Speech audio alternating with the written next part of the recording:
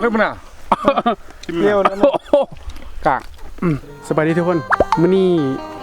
มาลินอยู่บ้านพ้นค่ำเนาะมือเหี่ยมแข็งพันแล้วตามเคยเนาะอันสิพาไปกินปลาคือเก่ามื้อนี้แต่ว่าก่อนจะไปกินปลาเฮาต้องไปกินตับมะฮุ่งน้ำผู้สาวกันเนาะสิแซ่บหรือบ่แซ่บลองไปกินกันบ่เนาะโอเคไปกันเลยเนาะ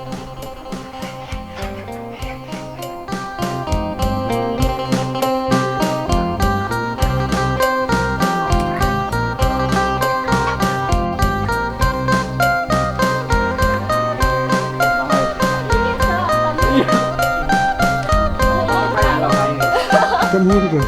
ไปคือสาวแกเอ็นอันนี้ยิ้มมาอ้าวซานี่ปลา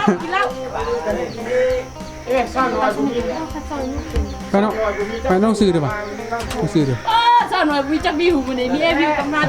กินตับมะฮุ่งป่ะสกัดบูเลี้ยงได้จังหวะนี้ไปทางจูทางไปพวกไปน้ำผู้สาวไปเฮานี่ไปเนี่ยผลิตเพลไปทางแล้วตัดเป็นไปเพื่อนน่ะมันไม่อุ้มไปก็ได้อ่ะไปตับมะฮุ่งน้ำผู้สาวมันสิ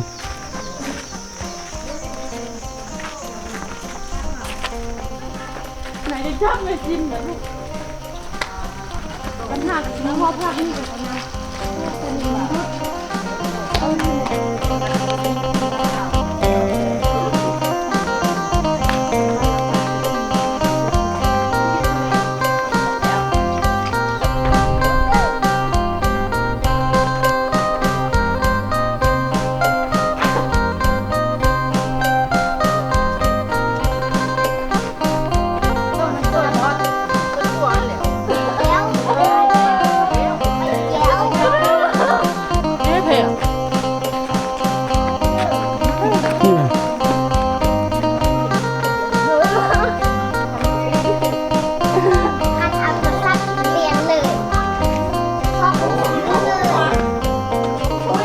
กินสมบัติ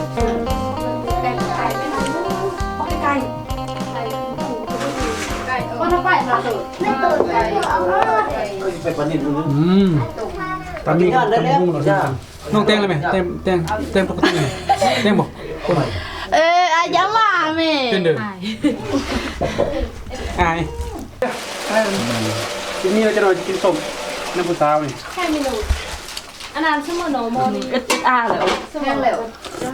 ตักอันนั้นแจ้งแซ่บทั้งนี้โอ้แซ่บร้านไม่โกงรู้สิยากกว่ากำน้ำลายน้ำมัน ผู้ไทยกำลังเตยออกยังบ่แล้วสมีตับมะฮุ่งอ่ะว่าแม่อาจจะกินแล้วนี่3น้อยเงินเดือนผมหมดโบอาจจะกินจะนี่นะอาจจะกินนี่หรอมาได้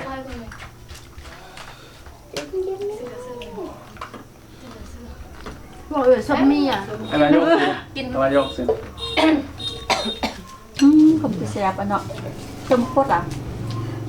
มาพ่นเลยใช่ปะต้นซื้อเอาเทียมมากัดเนาะเมื่อเทียมกินมีนี่มีเลยวันนี้โอ้มันมีเลยน้ำมันมันอัดน้ำมันจะมาให้เพลงมันจะมันมามันเมื่อยจัดเอฟบอกเลยละเด้อยากกินตำส้มตำส้มจะได้ส้มรถไฟสอบขันเสือควายอยู่นั่นแหละส้มแล้วพ่อบอกกินไหมใช่ปะตำส้มทำทุกพายแล้วตัวเอ็นอานี่เลยเหรอฉันยังเนี้ยไปสหายก็เอ็นมาคืนสหายเมียนสมองนี่น่ะเมียนตำส้มเชิงมันน่ะเนาะนี่เมียนเก็บเองเนาะเอาคำแบบนิดนึงเลยนะตรงไตทูเป็นนักแสดงเป็นนายถูกอะไรกลับเลยวันจะกินสมต้องกินผักเทียมเสือรับกินคำนึงแม่นวะต้องกินอะไรบ้างกินอะไรกินนี่เสือกินเยอะกินยาวเลยเดี๋ยวรักกินเลยอะไร1 2 3แอคชั่นแล้วกินเสียกันยังเยี่ยมเลยเยี่ยมจริงเสียน่าเสียงอันนั้นตามไปเลยเทียมกินว่ะกิโลวันนั้นนะโอ้แซ่บโอ้เถอะ โอ้ กัน ได้บ่ทำนี่น่ะ งับด้วย โอ้ เลย แซ่บหลาย แล้วมี5เลยโอ้ เบอร์บ้างแล้ว กินละสิห้า เป็นยอดแซ่บหลายอืม อ่ะกินผักเทียมซะแล้วจังแซ่บ ถ้าเมียกำลัง ขอบใจ ถ้าเมียกำลังเบิ่งคลิปนี้อยู่กี่วันเลย โอ้หาเมียก็มีความสุขเลยว่าเฮากินแซ่บแล้ว พี่น้องภาษา โอ้ยอยู่น้องสาวก็มีความสุขคือกัน เมียบ้านยังถูกบ่าวปวดที่อุดมสมบูรณ์เมียถูกอุดมสมบูรณ์ย้อนกินเมียบ้านยังถูกว่าอุดมสมบูรณ์เรียงดี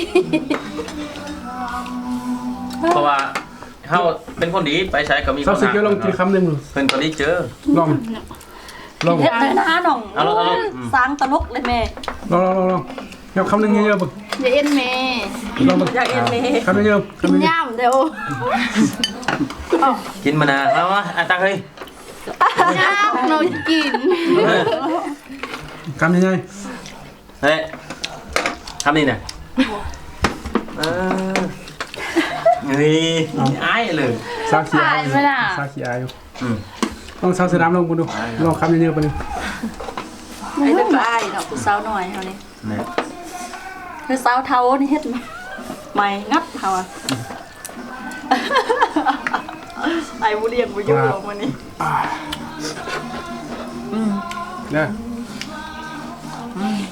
โอ้แซ่บ โอ้แซ่บเอ้ยชาวจันอิ่มแล้ว แซ่บ เฮ้ยปีหน้ามันจะกินอะไรโอ้ปีหน้าเป็นนั่นนะฮะ น้องกับปุ๊บป้าปุ๊บเลย สิก็ย่อง ใคร ไอ้ จะก่ กิ อน น นะ ส้ม คำห เป็ นึ่ น ง บ่ มากกว่าค บ่ได้ เห็นดิ แม่นโอ้ ำ โอ้ชัดเจอดีโอ ตาจือดี เอาคำพูดนี่นะ งับเลยน้อง กินเองเฮ้ย อ่ะทุกซ้ำมาพอแม่ คำที่สอง อายก็ว่าเจอรี่เรายังไม่ได้ทอครึ่งนึงเสมอ จริงเหร ต้อง อ เอาเจอ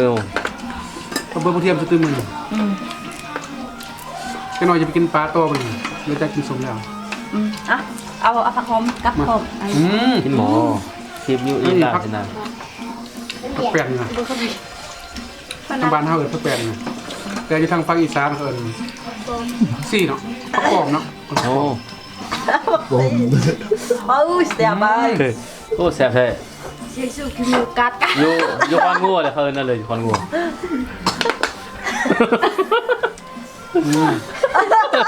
เขางอกเอิ้นด้วย โอ้โห ตอนกูเดินหอมแป๊บ เนาะ เออ น้องคำนึงน่ะ อยู่บ้านคอยผัดสมจีติดคำสุภาษิตไอสุกวามเกเนี่ย จงคำนึงสุดยอด ไอลงบ้าขึ้นเบิก ตายแล้ว โอเคเราบ้าขึ้นกันเลยเองน้องหัดกิน สุดยอด ชื่อคำสุภาษิตมั้ย เนี่ย ดีมั้ยสุภาษิตนิ้วกินเจอขนาดป้าเลย ปนน้อง โมป้าทาง คูเลยคูกับบุได้มาเฮานี่พูดทมทะเล ไปปนบ่ได้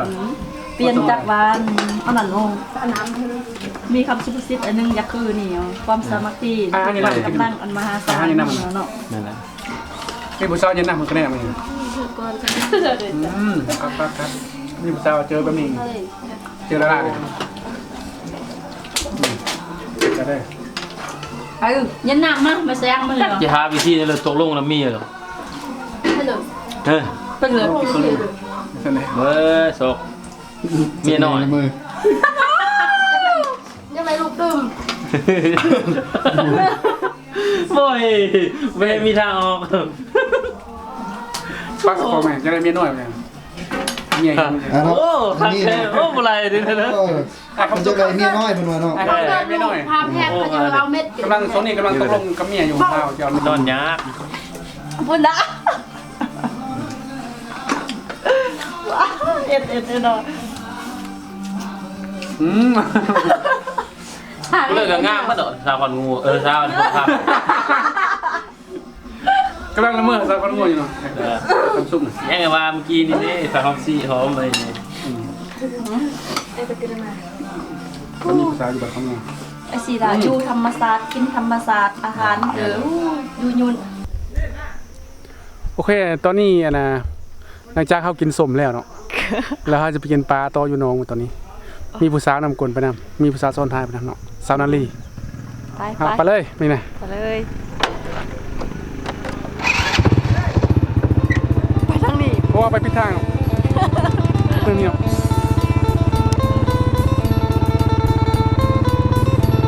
เฮ้ยนำมาเด้อนำมาเด้อ ซุ่มอยู่เนาะปักปลาก่อน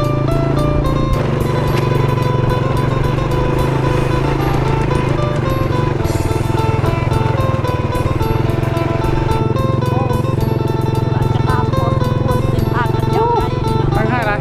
ทางหายหลาย กับกองเนี่ย หายไปเลยกุ๊กปอบาปลาเยิ้มสิโอ้ ขึ้นพระผู้นี่เนาะขึ้น โอ้ตอนนี้เขาลงก่อน นี่ขึ้นพระผู้เขาเป็นไงดูสิเราตอนนี้เขาได้ยางมั้ยเพราะว่ารถไปต่อบ่ได้เสื้ออีกเวลาประมาณหาที่เนาะที่ยางของบนน้องปลาพอทีมงานเฮาตอนนี้กำลังกินปลาถ่ายอยู่หั่นล่ะโอเคน้ำมันอะไรนะมา โอ้หู ใกล้ สึ จะ ก ฮอดแล้ว ว่าหวานได้ อากาศร้อนร้ายเนาะนี่แต่ว่านุ่งเสื้อใหญ่ ห มาว านถึงจึง เพราะว่าก ระบุกเนาะ ต้องอบผิว อืม ถ้าบ่ผิวนี่ผิวมันจะดำเนาะแล้วมันจะเสียความรอ โอ้ อากาศอยู่บ้านพนครับตอนนี้ประมาณ25องศาเนาะแต่มีแดด พอดี พอดีอยู่แต่ก็มีแดดค่อนข้างว่าแข็งละตอนเที่ยงตอนนี้ ห นะ วานก็ย้อนว่ายางใกล้เนาะเส้นทางมันที่หายหลายแต่ว่าปลาหลายสบายเลือกสเกอร์ไปหอด มี2เส้นทางเนาะคนถ้าไปเส้นทางนั้นมันขี่รถหมดน้องเลย แต่ว่ามาทางนี้เกิดกว่าเดี๋ยวเราจะได้ย่าง ออกกำลังกายเนาะ พอดีออกกำลังกายไปเลยเมื่อยได้ก็บ่เป็นหยัง เพราะว่าบ่ได้ออกกำลังกายโดนละนอนอยู่แต่นะสนามเนาะพาเนาะกันเนาะเจ้ากำลังปีกปลาอยู่เสี่ยวข้าพเจ้าแหละเสี่ยวแต่สมัยยังเฮียนหมดเนาะเราอยู่บ้านพุทธคำเราเอาเมียได้ลูกประมาณจะครบเนาะมันได้ลูกจะครบนะมัน2คนแล้วเนาะเสี่ยวอันนี้ได้เรามีลูกได้2คนแล้วเนาะแต่เฮายัง0คนว่าดิมากินปลาน้ำน้องปลาเสี่ยวเนาะเจ้ากำลังปีงอยู่ ทีมงานเฮากำลังกินปลาอยู่นี่เนาะ โอ้ปลานี่ปลาเยอะปลาทักเนาะ ลองโซ่ดูโซ่ดู บ่ไรไหมเนาะ ในหิมในหิม เขาเอาซอสพอดีกินเสียบ นี่ลองกินเบิ่งกินแท้แม่ ยาโล ปลาปีกมันฮ้อนนี่แซ่บเบิ่เบาเลย บ่ได้กินหอนฮะ ซื้อไป ยังบ่ได้กินเนาะ หอน ผู้สาวงามเบาๆนะกินปลาอย่างเดียว กิ ตั น ว ปลา นี้ เพียงเอาลูกน้องอ่ะ โอ้เสียบลายกินตุปลาอยู่คูนค่ำเนาะตุปลาเรียมหาด ถือมาถ้าเราเห็นอะตอนนึงไง ปลาน้ำ เด็ ลึ ด ก ดีพน้าจะ กินเถื่อสนีลูกนี้ไป มาเฉลี่ยได้นานละจะ1งาบเสื้อ ปลาเยอะเนาะอันนี้มันปลาหน่อยหรอกปลาซอบกลางหัวหน้าสมาร์ทโฟนกำลังกินโอ้วิธีกินของเพิ่นนี่ก็บ่ธรรมดาแซ่บตาย กินตาม แล้วนี่จะโฆษณาแบบก็ให้จะโฆษณาเองมา อ้าว กินตามขั้นตอนขนาดหมด กินแต่กระดูกคือเสือ โอ้จำได้ว่าสปิง ยงวะ แซ่บบ่ให้เบาเลยนี่นะ อ๋อ อืม อุ้ยแซ่บ กินกระดูกคือเสือขนาดเลย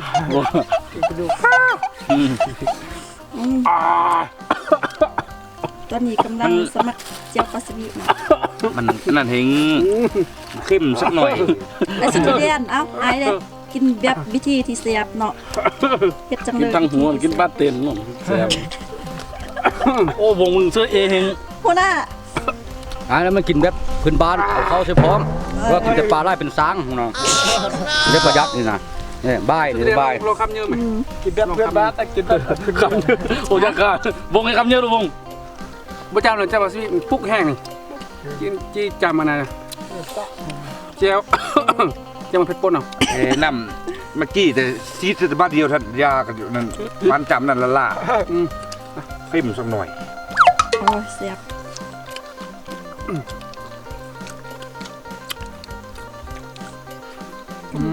เยี่ยมมือแล้วเสร็จเลย กำลังนิดเนาะ กำลังกินแล้วฟังน้ำฟังว่ามันแซ่บบ่ อันนี้แม่น มาเบิ้งเขาจะถ่ายน้องหูเลยรถเลยทางรถคือทางรถมันว่าให้เขาเม็ด น้องปลาตัวสน น้องปลาของประชาชนบ้านโพนค่ำเนาะ น้องปลา เขา เซี่ยว ไป นะ วันเลิกก็มีแต่ห้วยหองคลองบึงเต็มไป นี่ ด้ มัน วย น้องป น้ ลา อง เซี่ยว น้ำ อยู่บ้าน เนาะ พุ่นค่ำเลย บ่แม่นน้องน้ำน้องปลาเนาะ เกือบ10 ปีแล้วยังเจอกันเนาะหลายปีเนาะ ฮอดโอ้ หลายปีเดี๋ยวบ่ได้เจอเซี่ยว ปีมื้อแรงก็เมาเหมือนกันที่สุดค่าใกล้ทุกคน มาเบียกหนึงได้2ย้อนเนาะเจอหมู่สตืมโอ้ นี่มากินมาเจอเซี่ยวเนาะอยู่บ้านพุ่นค่ำก็เลยเซี่ยวพามากินปลาพี่น้องไปกินย้อนแล้วเนาะเขามีลูก2คนแต่ตัวเองนี่ลูกก็จะบ่มีคนจะเอาก็ลาแต่บ่เอาพาอยู่มื้ออื่น ฮิตที่หา อั เนาะ นนี้มันฮิป ฮิปที่หานี่นะงับตอบเลยนะบ่มันงับตอบกินปลา ไม่หัวหน้า เอาเลยยิ้มเลย เอามาตื้อมืออันออกมา โอ้ยของกินเก่งแถมของกินปัดปีเลย ปิ้งวะ สุดเลยของกิน เอาตัวเยอะนี่หัวหน้าจังแซ่บ ไอ้กับจริงเนี่ยเขาว่าเขา เผาเนี่ย ข้าวเผา เนี่ยจูเซียนเนี่ยเขามาบ้านนี่มาอัดเองเนี่ยปักนั่นก็เขาอัดเหรอ งานเองเนาะ ผมยืดเด้อสุดท้ายเด้อรอบสุดท้ายรอบนี้ พอบสุดท้ายนี่นะ วันนี้อ่ะ พอบ ฟ้ามีกลางเนาะ พอบไฟนอลนี่นะกินกัน โอ้ตัวขันใช้ขี้นี่ครับ ออกมาสักตะบัดมือนี่ ว่านั่นเกือบผู้สาวนึงไหมเมื่อกี้นี่บ่แซ่บปานใดกินปลาตอนนี้แซ่บแล้ว แซ่บหลาย กินปลามีกลางวงเราปลามีกลางปลาเลยซาเลขา อันนี้กินปลานี่มากินปลาในผู้สาวบ่แม่นผู้สาวเฮาได้นี่ผู้สาวเขานี่ ไปว่าผู้สาวบ่มาซะนี่เฮาอยู่ไปว่าผู้สาวเฮาเนาะ ที่ปานผู้สาว หมูใส่คำเยอะได้ไหมหมูใส่ โอ้พี่ใจนั่นตะเลือกผม ปลาซื้อวาซาบิไปลูกกินปลาเลย กินปลาในผู้สาวนี่ แซ่บหลาย โอ้มีแห้งเลยผู้สาวมานำมื้อนี้ผู้สาวกับผู้สาวเขายืมกันมื้อนี้นะยืมกันเนาะยืมได้บ่ ดื่มเลยเป็นเด้อ จะดีเจ้าของซะมื้อนี้ ไอ้พี่ตะกอน บ่อยู่บ้านก็บ่อยู่เลย แฟนนั่นนี่เห็นนี่จะเครียดนะ เนาะ ยืมก่อนมื้อนี้นะยืมจนมื้อแรงน่ะ ยืมบ่ฮอดมื้อเลย มือเจ้าใช่ไหม มื้อเช้ายังส่ง นี่คือห้องมือเสา ช่วงขึ้นเจ้าของเดิม มื้อเช้ายังส่งให้เจ้าของเดิม เบิ้งกองแม่ มื้อนี้ยืมซะก่อนมื้อนี้นะ หมูใส่ เพิ่งแต่ก็รอนวดกล้ามอยู่ปะเนี่ย เล่มหัวปลาบ้าง เอายืมกันแล้วมื้อนี้ เนาะเซ็ตแท้ขับปุ๋ยมื้อนี้อ่ะ เซ็ตแท้มื้อนี้ เซ็ต แฟนนั่นนี่เห็นอยู่บ้านนี่สิให้เด้อ ดูว่าเร็วกว่าขี่มัน อย่าให้เด้อ โอ้เร็วไรโนคือต้มแท้แท้นี่ เขาว่านี่เสียในวงงับไหม โอ้ฟังนี่ ขี้ปลาขี้ปลานิ่นคมสุดเลย คุ้มนัวมื้อละบ่ปลาปิ่งกับแกงบะหมี่ กินล่ะ มันกินได้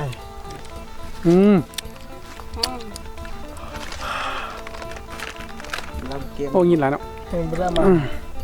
ห่อนนี่ โอ้จักมา2,000ว่ะ สองคัน อ้วนมานาลีมาทั้งไหนหัวเป็นยางตะเติมขึ้นมา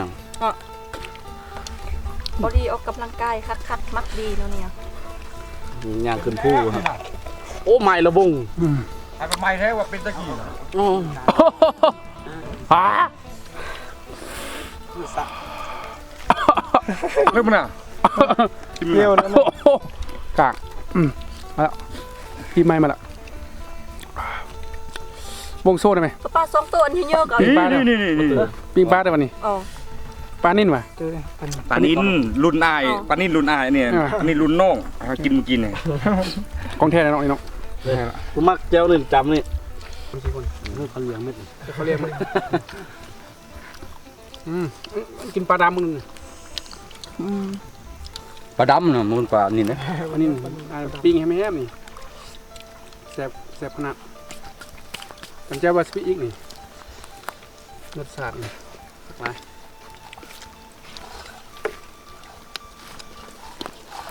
โอเคแล้ว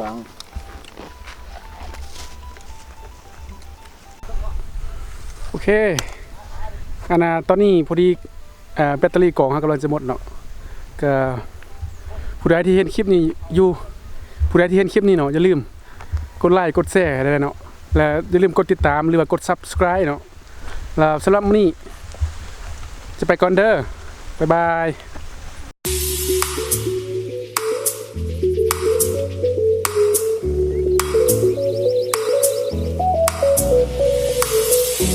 เ